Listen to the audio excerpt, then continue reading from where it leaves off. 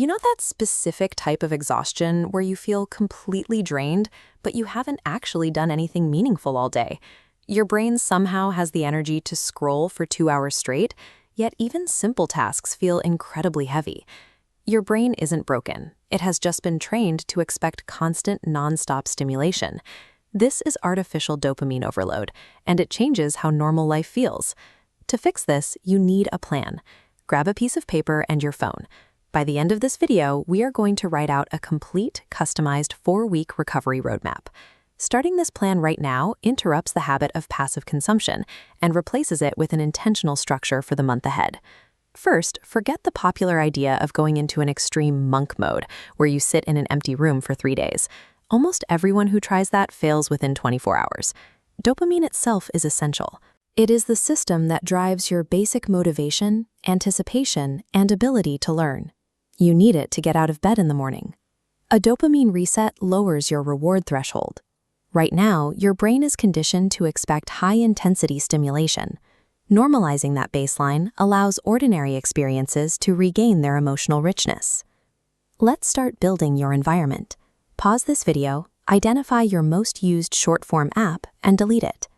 Next, go into your settings and change your phone display to grayscale mode. Then, designate a physical charging spot that is completely outside of your bedroom. This strategy relies on behavioral friction. By adjusting how much effort a habit requires, you can steer your actions without relying on willpower alone. If your phone is always in your pocket and every app is designed to grab your attention in full color, your willpower will eventually lose. The environment usually dictates your behavior. By creating physical distance between you and the screen, you disrupt that automatic, reflexive urge to scroll before the loop even starts. Now, write down your protocol for week 1. Rule 1.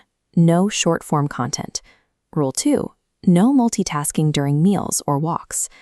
Notice we aren't cutting everything out. Instantly dropping all stimulation causes your brain to panic and rebel against the plan.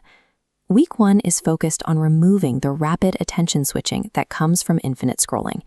You can still watch a long movie or listen to an album. Be prepared to feel uncomfortable. During brief moments of inactivity, you will likely feel strong, automatic urges to check your phone. When you feel that boredom, don't treat it like an emergency. Your brain finally has empty space, providing the room it needs to actually process your thoughts. Intentionally sitting with that initial mental discomfort is the exact neurological mechanism that rebuilds your capacity to focus. For week 2, write down 3 slow reward analog behaviors, like reading a physical book, cooking a meal, or walking without headphones. Because your brain is accustomed to high-intensity digital rewards, these analog activities will feel difficult and unexciting at first. This leads to the substitution trap. People quit social media only to immediately replace it with mindless binge gaming or endless podcasts. You must rigorously question your choices here. Are you actually resting your brain or just changing the flavor of distraction? Choosing those slower, low dopamine activities over quick hits is what gradually rewires your brain's reward pathways. Write down a clear protocol for when you inevitably slip up and start binging again. Treat a relapse as data. Failure is part of the process. A 2-hour slip-up scrolling through videos is not a reason to abandon the entire 30-day protocol. Instead, interrogate the failure. Ask yourself what specific environmental cue triggered the urge to pick up the phone. Ask yourself if you were using the screen to avoid a specific, uncomfortable emotion. Look at your physical state in that exact moment. Were you stressed, lonely, or just exhausted? Without your phone acting as a constant pacifier, deeply buried anxieties and mental noise might surface. When you treat a relapse as a diagnostic tool, you start to understand exactly what voids that digital stimulation was trying to fill. You now hold a complete, actionable 4-week roadmap to pull yourself out of the rapid dopamine cycle. Sticking to this plan shifts your time perception.